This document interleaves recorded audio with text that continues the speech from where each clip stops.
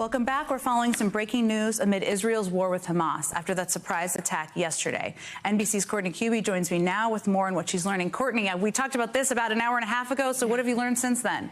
Yeah, it's sort of what we've been waiting to hear, and that is, according to two U.S. officials who are familiar with the planning, the U.S. military is planning to send some U.S. military assets closer to Israel. This would be a show of support for Israel. So we're not talking about the U.S. military getting involved in this conflict on the ground, but it would be things like U.S. Navy ships into the Med, maybe some aircraft moving closer so that they could be showing they could show their support for Israel. But in addition to that, there is still this question of whether the U.S. will have to make some effort to get Americans out of Israel.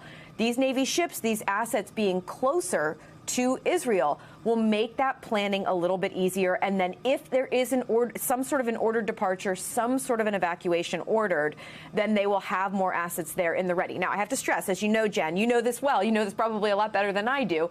No evacuation has been ordered, but they are trying to get some of their assets in place should the U.S. government need to try to get Americans out of there. Jen.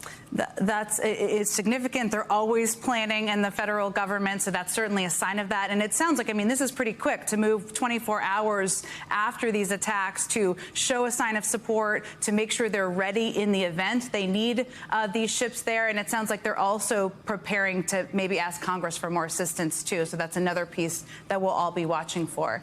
Courtney Kube, thank you so much for providing us with your update.